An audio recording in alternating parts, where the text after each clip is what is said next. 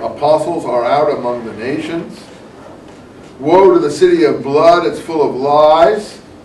This city is the city of Ephraim. I don't know what that means. Those who seek smooth things at the end of days and walk in lying.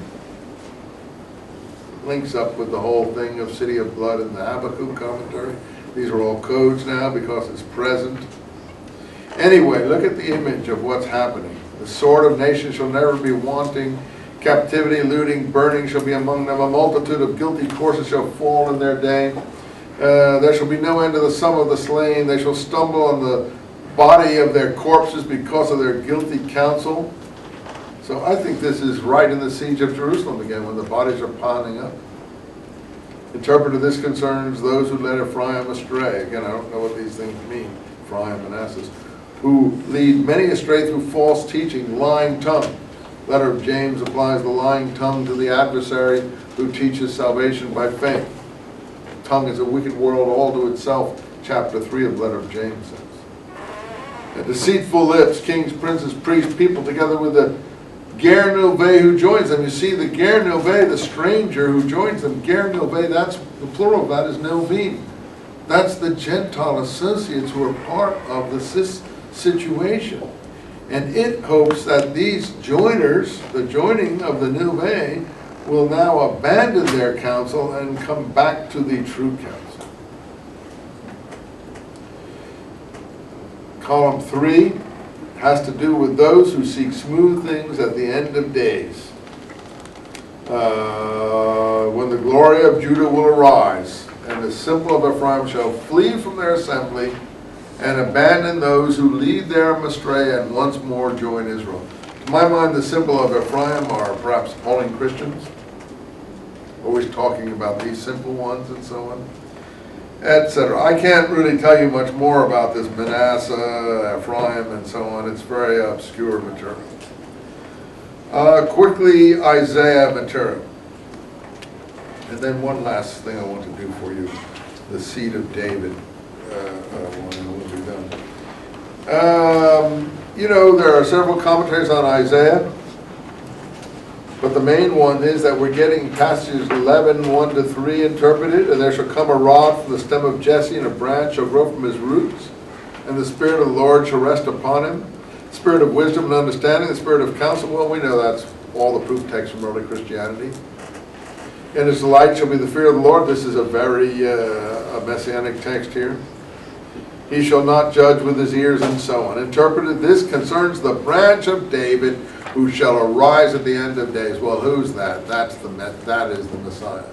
And in another text we found, the branch of David, the Nasi Ha'edah, is identified as the branch of David.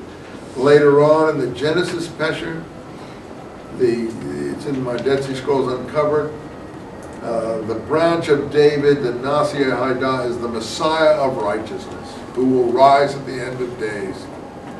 It's the Shiloh prophecy. So, what am I saying here? Those people who speak of two Messiahs, a priestly and a Davidic at Qumran, well, there may be such a thing, but that's not the main thing. The main thing is singular Davidic Messiah, the branch of David, singular, who will rise at the end of days. This is the Messiah of Aaron and Israel that's being talked about in the Damascus document. And here it's quite clear that it is, one person rising. And the verbs are all singular. God will uphold him with a spirit of might and give him a throne of glory, a crown of holiness, and many colored garments. And he will put a scepter on his head. Well, you can't get more messianic than this, as I think that you will agree. And frankly, that's why I've called it the literature of the Messianic movement in Palestine. Now let me just do you the Seed of David text. That's from K4 things. I don't know if you can find it. I'm even going to have trouble finding it. I never know where this is. I hope I can find it so we can end up here. But let's just look at this. I think it's called the 4Q Florilegium.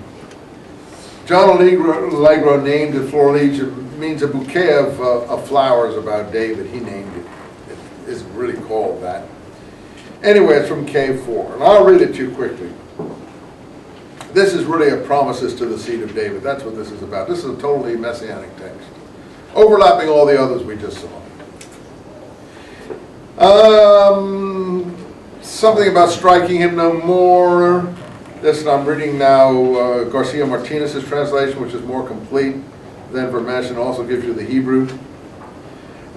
This refers to the house which he will establish for him in the last days. They're always about the last days, as it is written in the book of Moses, Exodus 15, the temple of the Lord, your hands will be established. This refers to the house into which you shall enter. No Ammonite or Moabite or bastard or foreigner or proselyte will not enter, because his holy ones are there. There it is again.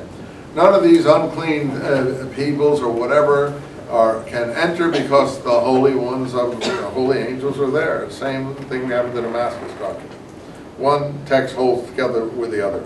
He will appear over it forever. Foreigners shall not lay it waste as they laid it waste in the past. The temple of Israel on account of their sins. There's that, on account of their sins, it was laid waste, picked up in the New Testament and elsewhere. And he commanded to build for himself a temple of Adam, whatever that is, primal Adam, to offer him in it before him the works of thanksgiving. As for what it said of David, 2 Samuel 7:11, I shall obtain rest from all your enemies. This refers to the fact that he will obtain for them rest from all the sons of Belial, Herodians. Those who make them stumble, cause them to stumble, cast them down, as in the Habakkuk commentary, to destroy them on account of their sins. When they come with the plan of Belial to make the sons of light fall and plot against them wicked plans, so they are trapped by Belial because of their guilty error. And the Lord declares to them, 2 Samuel 7, 12 to 14, he will build you a house. I will raise you up your seed after you and establish the throne of your kingdom forever. I will be a father to him, and he will be a father to me. Well, that's God the Father to these sons of truth, all the sons of truth, including David. This refers to the branch of David. Here it is again, singular, the Nasi Haidah, the branch of David in Isaiah, who will arise along with the interpreter of the law, or the seeker after of the law, who will also rise in Zion in the last days. That is written in Amos 9:11. And now we're back to the Damascus document, which picks up Amos 9:11. And also James's speech in the book of Acts. I will rise up the fallen tent of David. This refers to the tent of David which is fallen, which will arise to save Israel. This is someone else's translation.